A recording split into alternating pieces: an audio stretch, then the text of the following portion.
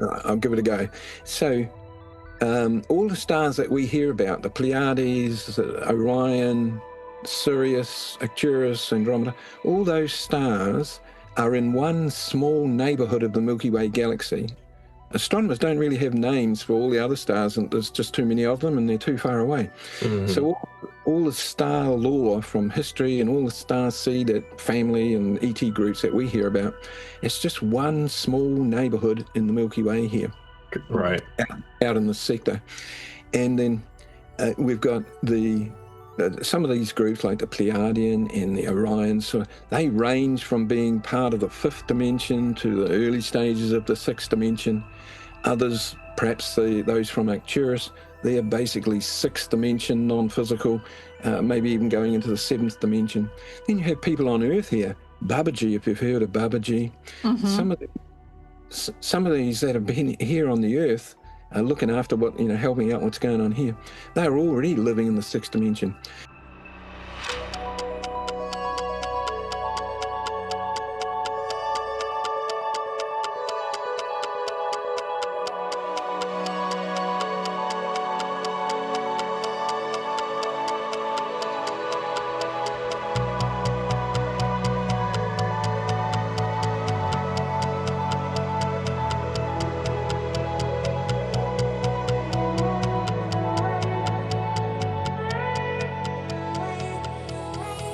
Hey there, beautiful souls. It's your girl, Allie, and we are back at it again for another episode of Living Life Consciously. We have a very special guest lined up for you today, and I'm excited to get started. So without further ado, Justin, say hey. Hey there, Cosmic Thrill Seekers. I'm Justin. This is Living Life Consciously, where we explore the extraordinary, ride the waves of inspiration, and embark on an adventure of limitless curiosity together. Graham, you want to say hi? Yeah, hi everyone. I'm Grayham Forscutt. I'm from New Zealand, Golden Bay, New Zealand. And welcome here. I'm going to chat today about what they call the fifth dimensional social structure, self-organizing. We'll have a look at some images as we go. Awesome. Perfect. Sounds interesting. So to get our audience caught up to speed, are you ready to stretch your consciousness beyond the stars? In this episode of Living Life Consciously, we sit down with the fascinating Grayham Forscutt, a multidimensional explorer with over 40 years of experience navigating the cosmos with out-of-body experiences, star maps, and interstellar communication. Graham shares his extraordinary insights into galactic and starseed astrology, the diamond ray codes, and the template for 5D social system inspired by direct interaction with the Milky Way's Galactic Center administration. Through decades of deep inner and outer exploration, he's uncovered a Cosmo-Genetic Family Tree linking humanity to our stellar origins. We'll explore how the golden ratio, Akashic Records, and music of the spheres all play a role in awakening consciousness. Graham also will dive into his use of color psychology and the extended chakra system to help decode the multidimensional self. This is far more than just a conversation. It's a transmission of galactic wisdom that will leave you inspired, activated, and reconnected to your cosmic lineage. Graham, thank you so much for joining us today. I am very excited for what you have to bring to our table. Yeah, thanks. I mean, some of that probably we won't have time to go into. But it's all right. We'll certainly go into the 5D structure and how that works in metaphysics and the soul group, the galactic realms of things like that, photon, light particles, the sun. So we'll kind of tie it all together with one formula called the golden ratio. Ah, okay. So you have a jumping point. I'm here for it. Whenever you want to get started. Yeah, well, I guess first of all, I don't know whether you can see that there clearly enough. I see it. Yes. Oh, yeah. Okay. So this is, I can pull the top off. That's sort of inside there.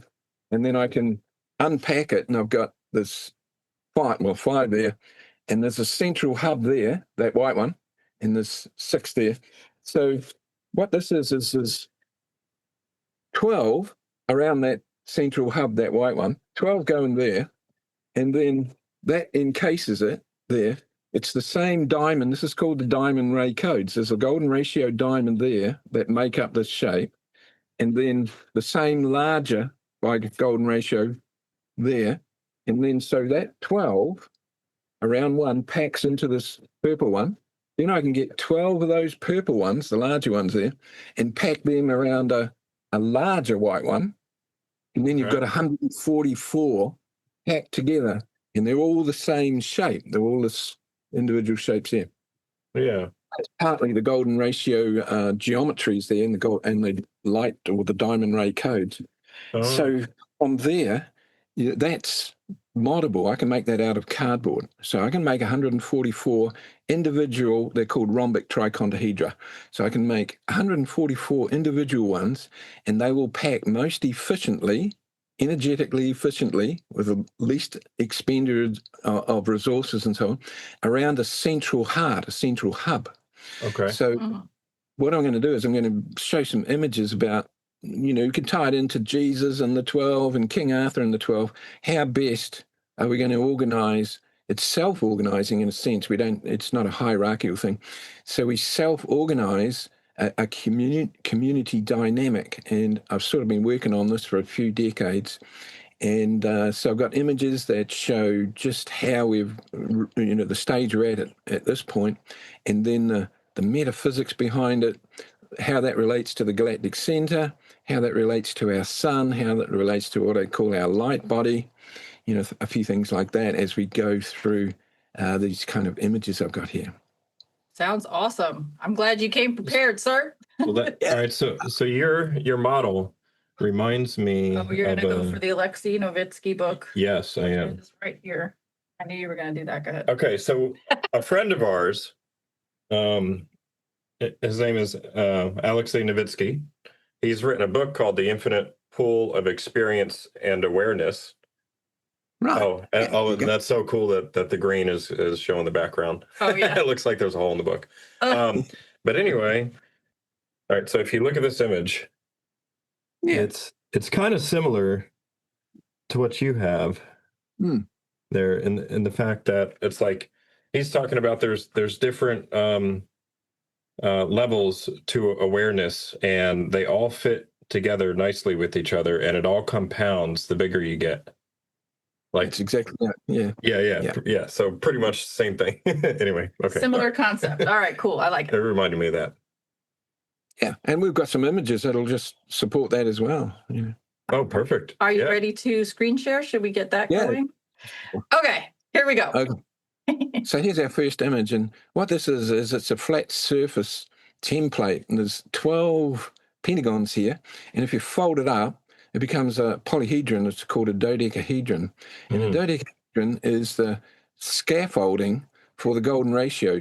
And all the physics around teleportation, going through portals, etc., begins with understanding how the dodecahedron is used in Earth grid tectonic dynamics and so on. We're going to have a look at that in one of the images as we go. Okay. So what I've done here is that I've titled each of these. There's 12 at the top here. There's the justice and commerce, there's the spirituality, there's public services, global coherence, and so on. And then under that, I've attempted to put 12 subdivisions. So as well as being the 12-fold, in the sense of think of King Arthur or Jesus, and they're trying to organize a society or a group of people which is based on the principles, the universal principles. So we've got 144, not just the 12. And in one sense, when we get on here, but we'll see how other schools of thought have utilized this 144 image, both in the spiritual phraseology, but also in the realm of physics, metaphysics, and earth, ley line grid engineering, and so on. So we're going to tie it all together. It's all based on the golden ratio, but it's hopefully going to give us a template to move forward and create new communities. It's a self-organizing structure. It's not a hierarchical structure. So, very cool. That number 144 is standing out to me. I think it was Dolores Cannon that introduced the idea to me of the 144,000. So that's the first thing I thought of when you started mentioning that. Right. And I'll show in this next one the actual model of what that looks like. We looked at that physical model a moment ago, but here it is again, the same thing. So over here, this is a photograph of the cardboard model. Okay. And we can see there's, in this case, the yellow one is the center there. It's all based on the golden ratio, the diamond-shaped golden ratio panel there, and then we can put 12 around it. So we got 4 or 5 of them showing there. And then we can look in the center of it there, look through the cavity there, and we see there's another smaller packing by golden ratio smaller inside there. So this whole complex here, inside this larger purple one here with the same diamonds, there's 144 modelable. We can make it out of cardboard. So that's just the image of it, of the. And over here, I've got something a little bit different. So this is simply using a letter for a number or a number for a letter.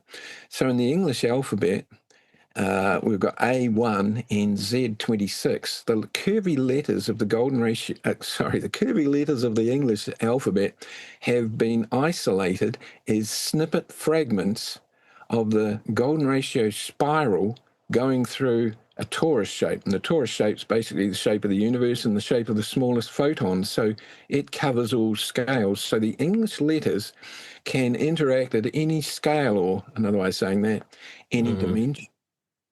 So what I've done here, I've been doing this for 40 years, this part, and I've just been collecting phrases and words. I've got about 600 pages with a number at the top. And whatever phrase it might be my intuition, or I might have read it somewhere, I just work out the number total for that phrase, and then I lodge it on the page, the result there. I don't have a preference where it's going to be, it's end up or anything like that. I'm just compiling. So using A1Z26, I've got a list of phrases here that all come to the same total of 222. Over here, I've got another list of phrases that all come to the total of 183. Okay. So basically, after the decades of using this, what really happens is the phrases that have a specific number, they're cross-referencing the same idea from different schools of thought or different philosophies or different teachings. So I'll just read down them, it makes it easier. So I've got up here at 222, overseeing the galaxy, galactic administration, real galactic federation, the galactic community, group psychology, galactic-wide unity field, advanced civilizations, at the coordination hub, meetings of parliament, 12 departments, group psychology, I've done that one twice, the nuclear component, whole system design, integrated overview, and avatar synthesis.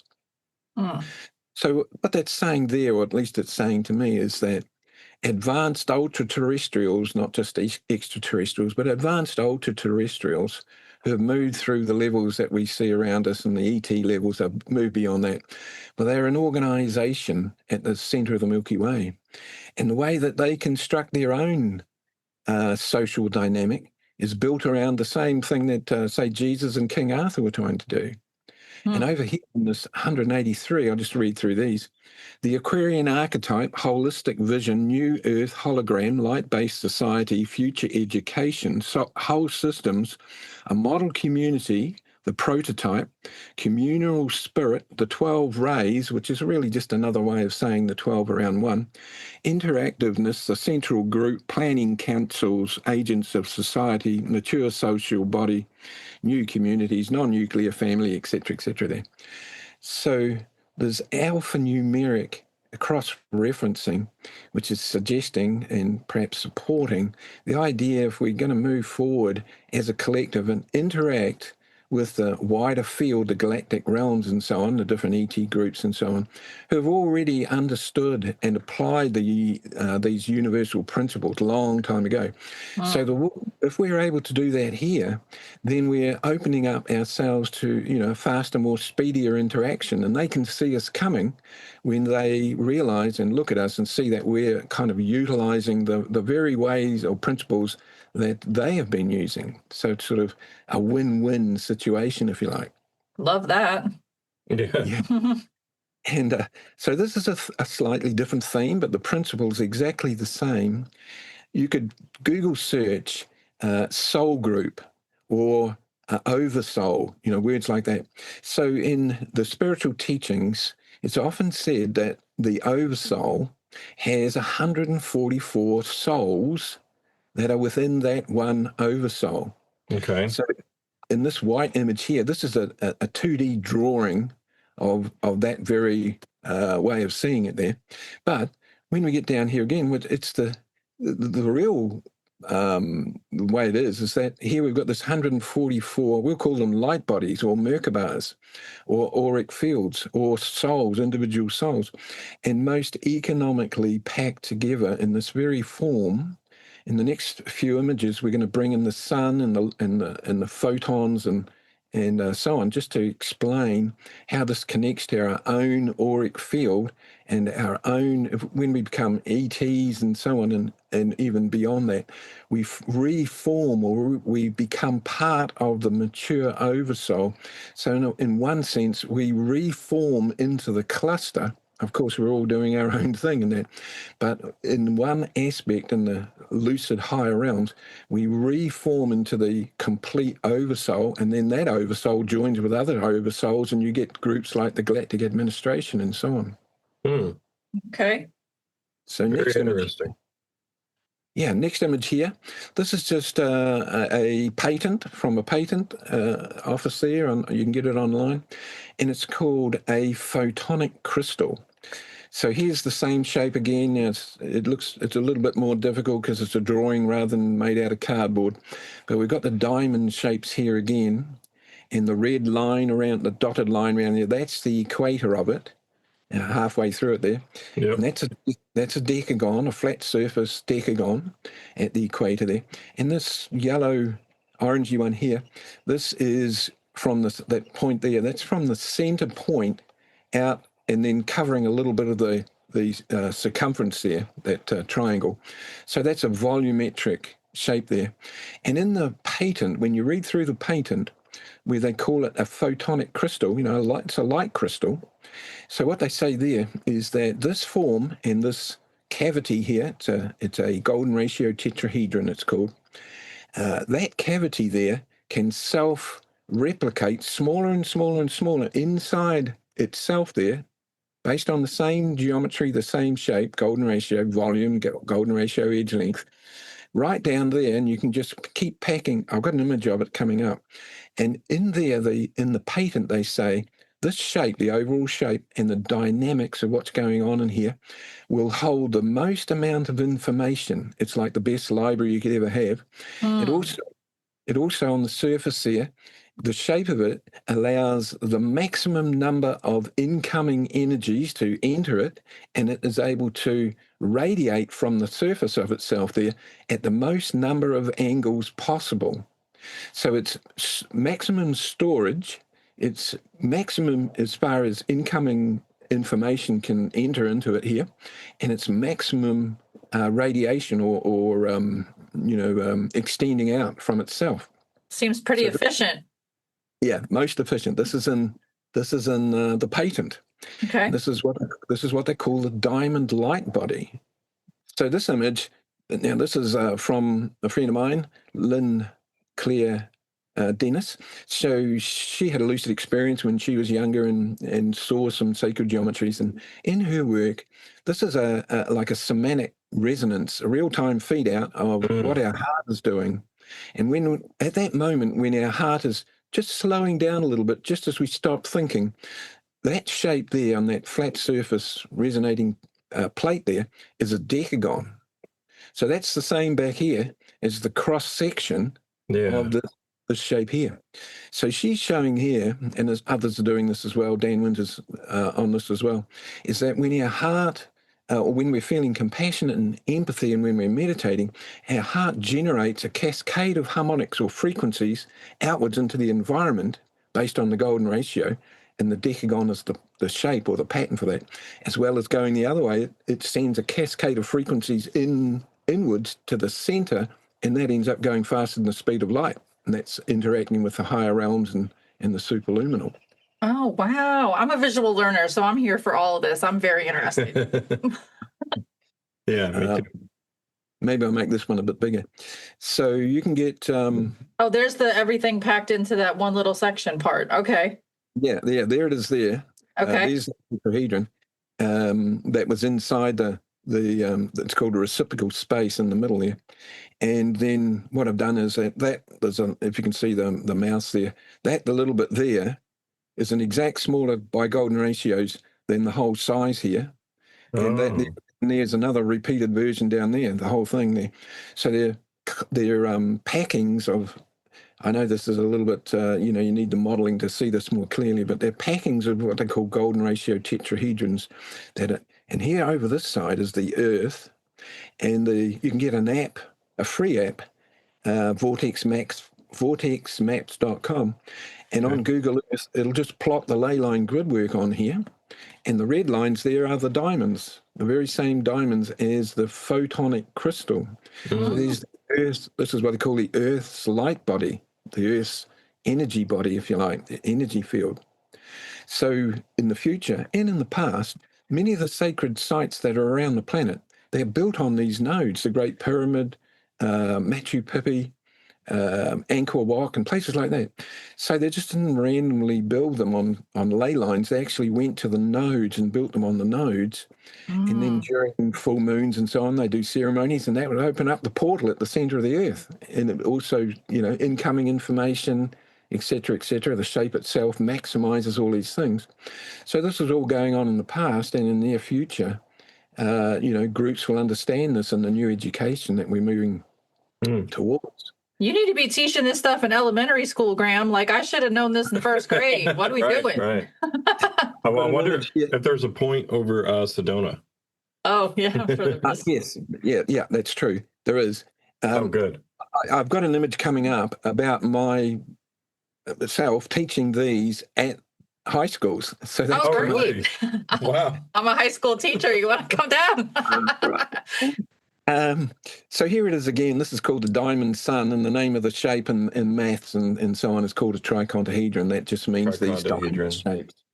So this is basically, this is the light body. This is what they call the group. This is a starship. This is the shape of it, because it fulfills all the requirements of portal mechanics and stargate mechanics, and by utilizing it basically as a plasma form, a group of people create it and basically inhabit it.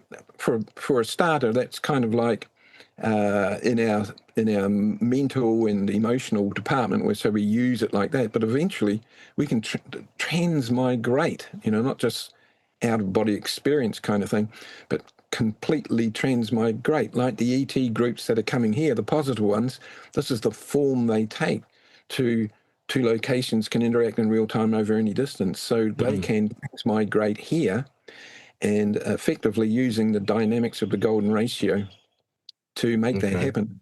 And they pop out through our sun. So this is both the shape of the energy construct of the sun itself, but also the ultra-terrestrial ships that are coming out of the sun. Well, they're the same shape as the sun, but at a much smaller, version or scale there.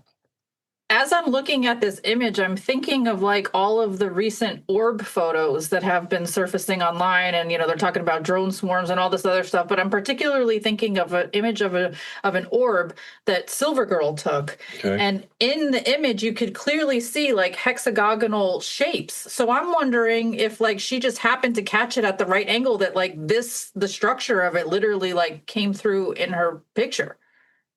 Wouldn't be surprised. That would be so cool. Shout out Silver Girl. I'm going to have to use your photo in editing right now. This one's just a bit more of a sort of like a storyline more than anything. Okay. So we have, see this often, like different levels, and we've got third density here. In the work that I'm more familiar with, it's not called dimensions, it's called densities, but that's okay. Basically, very similar concept. Is density and dimension synonymous? Well, fourth density is the same as the fifth dimension. Okay. Fifth density is the same as the sixth dimension. So a little bit different. Okay. So in the fourth density, which is the fifth dimension, I've just drawn this up here just to show that these are all models I've made out of cardboard, all these different colored ones here. And so as we move forward, like the new education system, we need these diamond ray codes to move forward and become part of the galactic community. They can see us coming, and the more we apply this, well, then the more ready we are and the more help we get and so on. And eventually it's the very same learning or very same way of approaching things that we use it socially in the fifth dimension. slash fourth density, to create our society and so on using these geometries as templates. But eventually we move forward and become non-physical beings, the next stage up in the fifth density or the sixth dimension, because we've applied them at, even at the schooling level, as you say. Everybody grows up knowing this as part of the near future. And next, stepping into the fifth density or the sixth dimension, where we no longer need physical bodies and so on, we've done the training, the apprenticeship, by being engaged in developing the fifth dimension. Okay, so we got to go through the 3D physical stuff in order to ascend or evolve into the light body fifth dimensional stuff. Okay. Yeah, it's as a way of fulfilling and maturing at every stage, not leaving any gaps, and embodying each level of reality to its fullness. This is the educational one. About a decade ago, I took a lot of these shapes and models to different schools around my region here. Okay. And kids just loved them. I would take them and do at festivals. I'd put them all out there on tables and benches and so on. The interesting thing was these festivals, people were going to these festivals because they were interested in the new. They were interested in perhaps new architecture or healing or, things like that. And when I had them all out there on display, I would say that about 95% of the adults just walked past them as if they weren't even there, as if they were invisible. Whereas about 95% of the children that came along, they would stop and they would be absolutely engrossed in them. So in that sense, they're kind of from the future a little bit. And I was thinking that, yeah. Yeah, the young kids are the ones that are really going to pick up on it and run with it. Kids are so innocent, and they have not been programmed away from different ways of thinking. Yeah. And I feel like a lot of adults have been programmed away from like playing and enjoying, the innocence that you have when you're a child. Yeah. So over in this area here, again, I built all these out of cardboard. This is actually like the structure of a space station. And I know it's hard to see here, but there's a central part to it, and there's sort of arms coming off out in this direction. Yeah. Same thing. There's all sorts of ways you can pack these diamond-shaped panels like the trichondahedron and the other geometries that spring from that. They're called golden ratio rhombohedras. There's a few of them here in green and so on. And when you play around with them and pack them together, they just look like space stations. You can see that there very clearly. But they just look like things from space. Yeah. So it's all very kind of interesting. There's a famous person in Hungary, Sandor Kabai. He's an engineer for a sort of space program, and they asked him to come up with the best design for the space station. So some of these ones here that I've built over on this side, they were from his book called Rhombic Structures, based on the ratio diamond again. Very interesting. I concur. This one's more just for fun because, I don't want to be serious the whole time. Right. So here's Lisa Simpson, the smart one in the family. And in one of the episodes, she's holding up a dodecahedron. And I went through a number of her images, and they draw up her hair. Her hair, the points of it is based on the decagon, the cross-section of the dodecahedron. Wow. I would also like to just mention that there's A, B, C, D, and Z DNA. There's 4 or 5 different types of DNA. And it's well known that in genetics, the B DNA and the B DNA helix is the best out of all the 4 or 5 versions of DNA. It's the best one to code genetic information, store genetic information, and transfer or transmit genetic information, along the timeline through family and extended family. So the decagon is the cross-section of the B DNA helix. So in one sense, the DNA helix itself is a Stargate portal. We go through the center of our own DNA helix, basically. Every cell and atom in our body, we kind of go through the center of it as we're sort of going through that process of not only lucidly experiencing superluminal realms, but actually eventually when we transmigrate, we kind of do that as well. So all these things tie together. You know, we've got this simple education coming out of The Simpsons that's sort of helping kids to sort of at least see it and then recognize it perhaps later on. Yeah. Do you mind if I add a thought real quick before we move on to the next slide? I find it relevant that somehow The Simpsons always seem to like predict events very, very accurately, like down to the freaking outfit. And it's so wild. Like, I don't know how it happens. Maybe the producer is a time traveler. I don't freaking know. But The Simpsons are very relevant somehow, some way. They know some stuff. Yeah, I think the person that created The Simpsons is a time traveler. Most likely. I don't know. I totally agree. Okay. Just throw that out there. It's weird. It's weird how they always do that. Yeah. Isn't it? Yeah. It's so good to see it in that sort of fun type of way as well. It is too. Yeah. This one's just like, again, we're looking at that heart resonance here when our heart just starts to slow down, our breathing starts to slow down as we begin to stop thinking and we start to meditate, resonate with the oneness, as they say. Then our heart geometry, or what it creates there, is that decagon pattern. So why not build our urban town based on a decagon? Yeah. Then we're walking around the heart. You know, we have all the buildings and so on, and garden designs and whatever. So in the future, if we want an optimum urban scape, then the best way to do it is to build it on the pattern of a decagon, or in this case, clusters of decagons. It's the most open, it's the most sharing, the heart geometry. It's most open, most sharing, most welcoming, the most maximum way of combining the geometric shapes we were looking at earlier. So there's got a lot going for it as far as city of light, what it means. It's actually the cross-section of a light photon. We were looking at that earlier.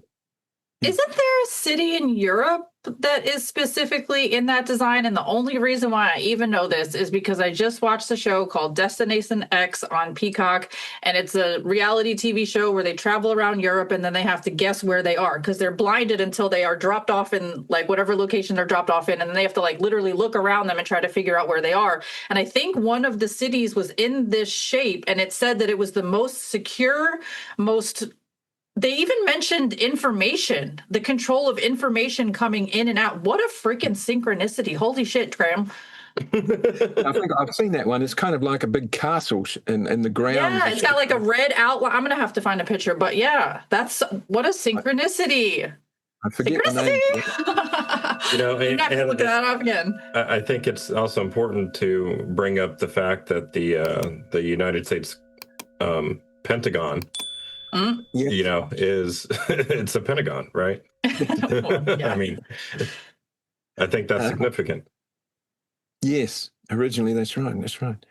These other images, not sure whether they're that relevant here, but this is just maps or photographs from astronomy, and I've just overlaid the decagon. And what these are, the blue images in the background here. So this is what the astronomers would say. This is basically the center of our universe here. It's a cluster of galaxies in the middle here, and there's super clusters of galaxies coming out in these sort of the lighter blue colors. So I just dropped the decagon on the center there, and I dropped the other one, the center here of the decagon. This is called the Laniakea. It's a Hawaiian name for the super cluster of galaxies that our Milky Way is a part of. And at the center of that, there's a cluster there called the Great Attractor that astronomers have pinpointed. And both these places, they know that the clusters or super clusters are being held in orbit more or less at this point. Same here on a slightly smaller scale. This whole thing here is just like one little part of this bigger one. Right. And at the center there, all these galaxies on the far side and on our side are more or less held magnetically attracted in orbit here. So in one scale, this was the Cosmo-Genetic Tree I was talking about or you mentioned right at the beginning there, is that this is something I've done as well. I've looked out, gathered maps from astronomers, overlaid decagons at the centers of clusters, mega clusters and so on, and galaxies and super clusters of galaxies are forming in the same pattern as our own DNA helix, the decagon. Micro to the macro. Yeah, see, so I've long held this theory. It's like the scalar theory that at the smallest scale that we can look at, we see a certain structure, and then at the largest scale that we can look at, we see the same structure. So it basically just repeats itself, at different scales. And Chris Lato brings up an interesting theory that those scales have different, it's like almost musical notes to it, right? Like there's there's different frequencies. It starts to repeat the pattern as you get to the next scale and then the next scale, right? So if you look at an atom, we think it's like a sphere, and then there's other smaller particles that orbit the nucleus, right? Well, that's kind of like our solar system, and then you go bigger, you have a galaxy, and then the galaxy starts to do the same thing, where they all orbit one central point, which you bring it up now. But what I think is very interesting is if you look at imagery of somebody's brain or of a brain, and you look at the largest structure of the galaxy that we can look at, it starts to kind of look like neurons interacting with each other. Exactly. Yeah. And just to add to that, a famous researcher, a physicist, scientist, Dan Winter, he shows that if we start at the smallest scale, the photon, the Planck constant or the Planck measurement, what they call the 0 point in spirituality, if we multiply that wavelength, the Planck wavelength, if we multiply it by the golden ratio and keep on going multiples of golden ratio, that's the measurement of all these structures, as you say, from smallest to largest. So they're all linked together by the same golden ratio that starts at the Planck length. And in the past, that would be what they called wholeness, oneness, unity, is to realize that we are embedded in this fractal of scale and dimension. We're in there at a certain level at the moment, and we're moving forward into the next level, the fifth dimension. Love it. Wow. That's so cool, right? I think so. Yeah. Ooh, what's this? This looks like some Avatar stuff. Let's go. Well, this is an actual design by Victor Lebrun, I think his name. I think he's French. Okay. Sorry, I don't. What's his name? Vincent Calbat. There, his name's there, but it's probably too small. So some of these architects, they're visionary architects, and eventually, I guess they'll have they'll be able to build them. So this is just his idea. He's got a golden ratio spiral here. Yeah. Around this bay, and he's got all these cool-looking buildings that sort of pop out from the spiral. He's got smaller fractal spirals, and so there's so many people in different tangents. That 144 image right at the beginning, part of the fifth dimension. When they might not know anything about starseed, they might not be interested in spirituality. They might be architects or gardeners or whatever it is, engineers, artists. And they're just doing their thing, following their true passion, following their intuition, and they're part of the fifth dimension, but they're not recognized. They don't call themselves as that. Okay. Ooh, I'm glad you're bringing up how fractals are in nature as well. Like how our certain plants produce fruit, and it just so happens to be the golden ratio or fractal. Yeah, when leaves are grown at exactly, what is it, like 133 degrees to continue the pattern or something like that? Yeah, 137.5, I think it is. But yeah, I was close. It was close. Yeah, you got it. That's the thing. You don't have to remember the maths. You just have to recognize the fractal side of it. Yeah, and there's so many fruits and things here, and the egg itself, and here's the, slice an apple crossways, and you got the 5 seeds there, and the distance from the out point there of the seed out to the circumference, the skin of the apple, that's golden ratio. So it's just everywhere. The more we look, the more we see it everywhere. Yeah. and even there's a couple more here. So our ears, our feet, our teeth, our lips, our arms and finger joints, all these things based on the golden ratio. Wow. So our body, as well as our DNA, our body, as well as our heart resonance and the brainwave states, there's delta, theta, alpha, beta, and then even gamma nowadays. So each threshold, that's a golden ratio or the Fibonacci numbers. So it's just so many places we just cannot ignore it. As time goes on, I would imagine it's probably the first thing that they teach in maths at school. But I'd also like to bring this one in. So golden ratio is the bliss experience. So this is bliss at 2 scales here. We've got the surfer who wants to catch the best wave, when it's sort of at the best sort of curving. So often the surfer, he's not thinking geometry, he's not thinking, but he's in the zone, as it were, and he's just ready to catch that best moment to surf.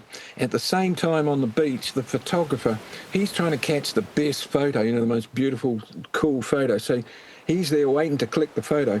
So he clicks it. The experience of the surfer's catching the best wave in bliss. The photographer's catching the best photo. You overlay the photo with the golden ratio, and they're both there. There it is. So it's just, there's so many ways of seeing it and utilizing it. It doesn't have to be serious. It doesn't have to be maths. It can be fun and joy and creativity at the same time. Yeah, definitely. That's about it, guys. I think we have come to the end, because this is sort of was going to be the end image here of the, the global community standing around the globe, all the different cultures holding hands, working together kind of thing. Amen to that. Yeah. Can you do me a favor and go back up to the slide with the food? I saw something interesting that we didn't talk about that I wouldn't mind bringing some attention to. Sure. All right, where's it at? There it is. Wait, yeah. Okay, right there. It says, okay, so first of all, I don't ever really talk about this on my show just because I don't want to be one of those vegans, but I'm vegan. So I'm looking at this and I'm seeing fruits and vegetables. I'm seeing organic. And then over here, it says eating raw organic food is eating life force itself. Most fruits are toroidal energy field. This is eating the source/life codes. Many fruits are based upon the golden ratio, which is life itself. So all I eat is fruits and vegetables and stuff that the earth has made. So can you please speak on the benefits of eating light food, meaning as close to the sun produced without any processes or preservations in between? Can you speak on the importance and benefits of that, please? I'll give it a go. Yeah, I'm almost a vegan. I was a vegan for decades. So yeah, in the shape of the fruits, and some of the seeds and nuts and so on, they're based on the golden ratio, and the shape of the light photon, the shape of the sun, and so on, based on the same geometry. That what Rudolf Steiner called the formative ether, which is basically the golden ratio as an energy construct, and the rest of the physical reality builds itself around that. So when we're eating fruits and so on, we're eating not just the physical fruit, we're eating the etheric, the plasma. We're eating the life force. We're actually consuming it. And our intuition might not know all the maths and everything, but there's some part of our intuition which knows this. We just understand that this is why we're doing it. We might not have all the rationale around it. So in my mind, as the collective consciousness moves forward along the collective timeline, this becomes more known, more recognizable, it becomes more obvious. And the race then moving forward towards the end of the mature phase of the fifth dimension, interacting with what we call almost light bodies, we kind of becoming those light bodies. Well, the vegan diet is obviously how we're getting there. Mm. I'm already on the right path. I love that. There's a quote by Hippocrates that says, "Let medicine be thy food and food be thy medicine." And I you got to let that sink in, because it's the earth knows what she's doing. You know what I mean? So the whole idea of Western medicine and all these chemicals and compounding things. And I don't know, I just feel there's a lot of ancient knowledge in what Earth can do. And I feel like if you eat more foods that are more closer to the Earth, like, if you could just pick something off a tree and eat it, that's like the most healthiest thing, as long as it's not sprayed in chemicals and all the other stuff. I just mean like in general, like it's a lot better than eating a bag of Cheetos, for example, that's like been processed and full of chemicals and preservatives and red dye 40s and whatever, blue 10s and whatever the heck they are. It's a lot better for you physically, mentally, emotionally, and spiritually to eat foods that the Earth herself has grown. So try to incorporate more plants into your diet. That's the end of my soapbox speech. Thank you for coming. Thanks for coming. Have a good night. No, absolutely. Couldn't agree more. Yeah. I'd even say that, the more junk food you eat, then the less likely it is that you're going to feel connected to the source or feel connected to, your future and all these things. You're isolated, more separated. So it's sort of, it's a lose-lose situation. Mm-hmm. We've even spoken to, I'm not sure if you're familiar with a guy named Steve Mera, but he is a paranormal investigator from the UK. And he says that before he's about to go out on a paranormal investigation, he fasts from sugars and processed foods for a full 72 hours because he doesn't want those foods / toxins / poisons to interfere with his connection to spirit. I couldn't see that. I can see that totally. Just perhaps interesting. I've been on this more or less total vegan diet, and when I did what I did a 30-day fast. This goes back, it was about a decade ago now, and at that point I wasn't eating goat's feta, so I was totally vegan and nearly all raw. I didn't really cook much for maybe 30 years, and then I did a 30-day fast. I was only going to do it for a couple of days, and there was heaps of citrus around. And there was heaps of grapes around. So what I did do is I mashed up, took all the skins off the grapes, mashed them up. So I was not totally, I was drinking water, I was consuming citrus juice and grape juice. And for some reason I also, tamari, that sort of miso flavor. So I would put tamari, which is sort of liquid miso, I'd put that in water and kind of heat it up. So I lived on that diet for 30 days. Wow. And my flatmate said there was no change whatsoever in my physical nature or my emotional nature or the way I thought or anything. She didn't notice any change. I just carried on doing exactly what I was doing before. I didn't need to have an enema. No pain or anything like that. And I put that down to having all, for decades I was on that kind of vegan diet. So when I fasted, it was like, not much change at all, really. Because you already done the hard work. You'd already done the lead work by eating a raw diet. There you go. Life hack. Don't eat the homies. All right, just saying. Very cool. I love when we get to talk about stuff like this that ties in all kinds of things. This is a great presentation. So I was looking at your website, and I saw on there that you mentioned that there are some famous starseeds. And the ones that stuck out to me were Daryl Anka, who channels Bashar. We have Dolores Cannon, R.I.P. the GOAT. We have comedian George Carlin. We have Steven Spielberg, who I feel is the soft disclosure Hollywood movie producer. And then we have the late, great Ram Dass, who I love that guy. Have his book, spoke to somebody who met him and knew him and went to his funeral and all that stuff. But anyways, the point of me bringing all these people up is I would like for you to let us know how you know these people are starseeds and what all these people have in common, because this is a very wide array of people that I just mentioned. We have channelers, movie producers, comedians, regular people, so what do all these people bring to the table that affirms them as starseeds? Okay. Well, in astrology, now, most astrology, whether that's Western astrology, called tropical astrology, or whether it's from India called Vedic astrology, there's a style called sidereal astrology. All those astrologies are maps of the sun and the planets drawn up on the day a person's born from the Earth's point of view. So it's like someone's born right now. Someone else gets out their telescope, looks out from the Earth and plots where the other planets are. That's like being on one electron with other electrons going around the nucleus, the sun. Some of the electrons are inside, closer to the nucleus. Some are outside. So we're looking at a map of the planets from one of the electrons' point of view. That's general astrology. The style of astrology I use, we go into the sun or into the nucleus, and if a person's born right now, we're in the nucleus and we get a telescope from the sun and look out where the planets are in relationship to the stars in the background. Well, they're in different positions from the sun's point of view. They're in their true positions, for example.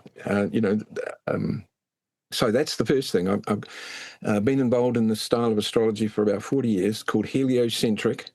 Another name for it is solar fire, PHIRE for the golden ratio. And this part is why I use the helio. So there's evidence out there, we can bring up the website, where the distance out from the sun to each of the planets, Mercury, Venus, Earth, Mars, and so on, those distances, if we call the sun to Mercury 1, and then the distance to each of the other planets are based on the golden ratio. That's like dropping a stone in a lake and watching the ripples go out, and the spacing of the ripples are based on golden ratio. Yeah. So that's space. Space is mapped out in the golden ratio. The other thing is the orbital period, meaning that the length of time for Mercury to go around the sun once, Venus to go around the sun once, Earth to go around the sun once, and carrying on out to the other planets. The time it takes for each of the planets to go around the sun are based on the golden ratio. So that's space, distance out to each planet, and time, cycles of time and space with one formula, the golden ratio. And the third part of that is the speed of each planet, the velocity of each planet. So Mercury's going faster than Venus is going faster than the Earth. So those velocities, the individual speeds of each planet, they are golden ratios as well. So I use the heliocentric map or chart, and then, so I've got a person's birth chart right now, for example. So there they are, the planets and so on. And then the next step is I use the decagon, the cross-section of the bDNA helix, the best at storing, transferring genetic information, the Akashic Records. So I put the decagon on top of the chart. It's a 10-pointed star. I line 1 point up to the galactic center, and then I look at where people are, like people are born. Those people you were mentioning before are often born on the nodes of one of the points of the decagon, which is near the galactic center, which is in a way where our future self is already kind of there, already interacting with, we become part of that galactic group. Earth sends a representative towards that location into the galactic center and so on. So when I do a chart, that's what it is. That's why when I say this person's a star seed, that person's a star seed, and so on. So I'm lining their birth date and star map or chart up, linking it to the center using the decagon. And other people are born exactly lined up with the Pleiades, or exactly birthed lining up with the Earth, lining up with Arcturus or something like that. So that also is another way of seeing it. So those two ways is how I identify starseed. I'll give you a good example. 3 of the Beatles born on the nodes of the same decagon, where one of the decagon nodes is lined up to the galactic center. Really? So there's a soul group, incarnating to change the collective timeline. And I feel like the Beatles music really did that. Yeah, just the idea of it, a bunch of guys getting together and being a group, dissolving the hierarchy in a certain way. Yeah. So I've done thousands of charts and many famous people just to learn how to do the charts. I did numerous famous people, and all sorts of different. The guy that started permaculture, Philip K. Dick was another one. Frank Zappa, another one. Just so many people. Elizabeth Warren got one of the best starseed charts I've ever seen. Really? She was born lined up to the galactic center. Okay, wait, you mentioned, hold on. You mentioned the Galactic Center Administration. Can you please tell us what that is and how you communicate with that or them? I don't know what the correct verbiage is. I'll give it a go. So all the stars that we hear about, the Pleiades, Orion, Sirius, Arcturus, Andromeda, all those stars are in one small neighborhood of the Milky Way galaxy. Astronomers don't really have names for all the other stars, and there's just too many of them, and they're too far away. So all the star lore from history and all the starseed family and ET groups that we hear about, it's just one small neighborhood in the Milky Way here. Right. Out in the sector. And then we've got some of these groups like the Pleiadian and the Orion, so they range from being part of the fifth dimension to the early stages of the sixth dimension. Others, perhaps those from Arcturus, they are basically sixth dimension, non-physical, maybe even going into the seventh dimension. Then you have people on Earth here, Babaji, if you've heard of Babaji. Some of these that have been here on the Earth, looking after helping out what's going on here, they're already living in the sixth dimension. So in my mind, what happens is at the galactic center there, it's like the center of a city or a center of a region. And from each suburb or each, little sector of the town, they send a representative into they've voted into the local council, and then they send a representative into the center of the town or into the center of the city, and that's where they kind of talk out what's going on. So in my mind, what's taking place is the administration at the center of the galaxy, they have representatives from all other parts of the galaxy that we don't even know, we've got no names for them, but some from our local sectors, someone from Arcturus, someone, an ultra-terrestrial, not in a physical body, they can be located there. And then we go to physics, and in physics the evidence is clear. Two locations can interact in real time over any distance, as long as you have Spooky action at a distance. And as long as you have the coordinates, you can interact with that distant location in real time. So this is my experience. I used to draw up star maps, and I would take a journey, something like Superman, where I would sort of, more or less fly, as it were, to different locations. I started off by going to Orion and so on. So that was at the beginning stages. I wasn't very skillful at that stage. And then I read Robert Munro's book, probably the most well-respected astral traveler. He didn't like the word astral traveling.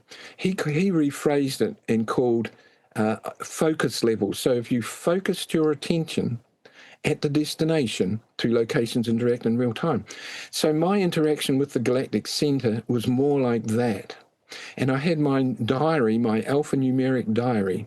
Then on certain days like the solstice and so on, I wasn't working at the time. I had lots of time to do this. And I taught myself to do the astral travel via the books from the Golden Dawn and 100 years ago. And then so I did actually spend a lot of time sort of working on that. But eventually I found it easier. So on certain days, especially the solstice, I would aim my attention, I would focus my attention and try and interact with the galactic center. And I would just pay attention to my thoughts that were streaming in. And I'd have my diary there as well. And during during real-time experience or the day after, I'd be noting down in my diary what was coming up in my life, my dreams or things like that. Okay. And after the years, I begin to realize this is the kind of experience, this is the dialogue I'm having, not flying there like Superman and meeting some group of ETs sitting around a big table or anything like that. It was kind of the interaction and what I was picking up from the experiments that I was trying out. Wow. Super fascinating. It's reminding me of kind of like remote viewing. I'm like thinking about remote viewing and almost something like that, although most of it wasn't visual. Although I understood, I had the star maps and I knew where to go. I had to pass Lyra to get to the galaxy. So visually in my mind, and even out of the galaxy, like if you go through the North Pole of the Milky Way galaxy, the North Pole of the Milky Way is aimed at the central galaxy that the Milky Way is clustered with, a cluster of galaxies. So you go through the North Pole and you go to what's called M87, which is the central galaxy of our local cluster.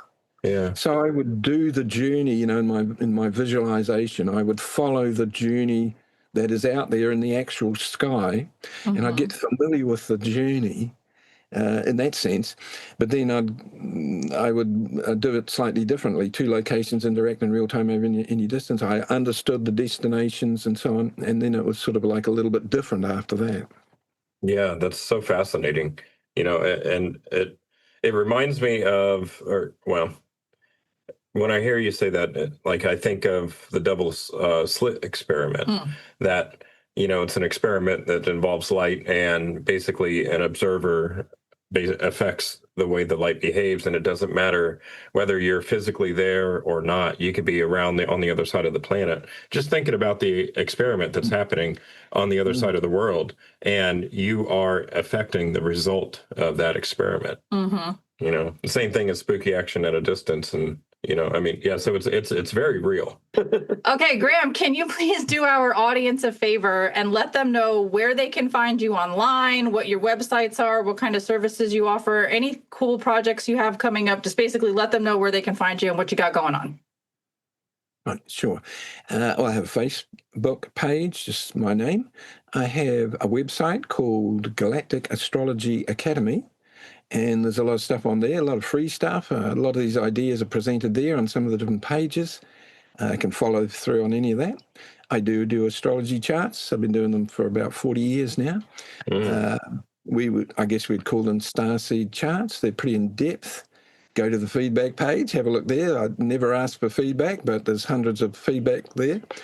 I've built thousands of geometries, out of cardboard and so on. So I have a presence there on YouTube, got a YouTube channel there. Got a slide on SlideShare. I've got a few of them there. I've got the alphanumerics, I think, is on SlideShare as well. There's so many words and phrases that cross-reference each other. It just really expands upon any kind of idea or any thought or any word that you're not familiar with. You can kind of, well, it's different if you're starting from scratch. You kind of got to build it up. But I've got a collection, 600 and something pages. Wow! And anybody that wants that can just, fire me an email or get in touch on Facebook. I'll send you the whole thing, and you could pop in your own word. Go online and work out the number. There's an online process working out A1Z26, and then if you've got the references that I've compiled, you can just put it in that page and cross-reference it. First off, people usually do their name because, your whole name is a code, basically from the future in a sense. It's drawing you towards that, that archetype, that what it's saying there on that page, on that number. Very cool. So I'm going to go do that. Yeah, I think we should check that out. I will have your links up on the screen as you mentioned them and in the video description box below. So for anybody in the audience that would like to check out any of Graham's stuff, you have that link and those references there for you. Hit him with your famous question.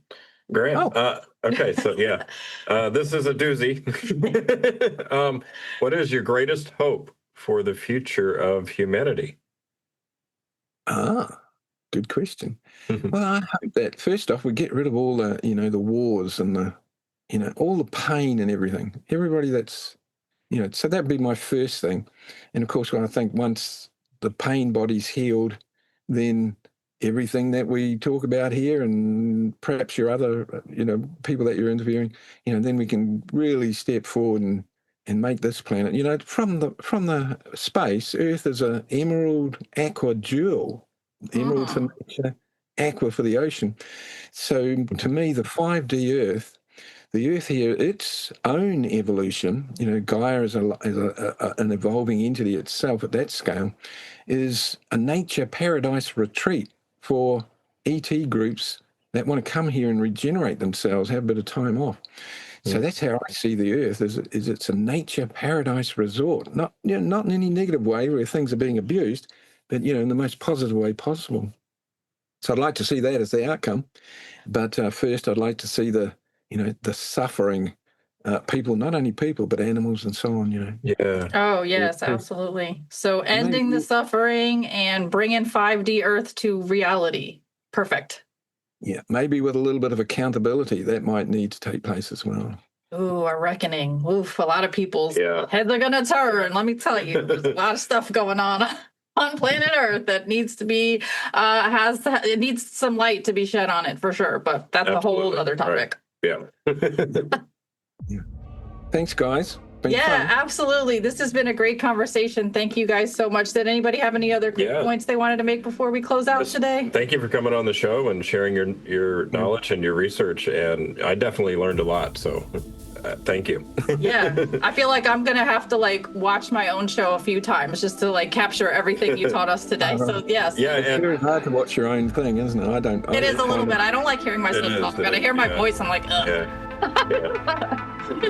All right. Thank you guys so much for being here. Thank you, Graham. Thank you, Justin. And for our audience that's sticking around, please do us a favor and smash that like button, click subscribe, ring our little notification bell, drop a lovely comment down below, and share this video with your family and friends to help us spread the good word. All right, Graham, we do a little 3-piece closer. I'm going to demonstrate it real quick, and then if you're open to joining us, that would be great. We do a quick much love, peace, and namaste. Are you cool to join us? I'll do it slow. You ready? Oh, sure, yeah. Okay, here we go. All right. Much love. There you go. Peace. And namaste.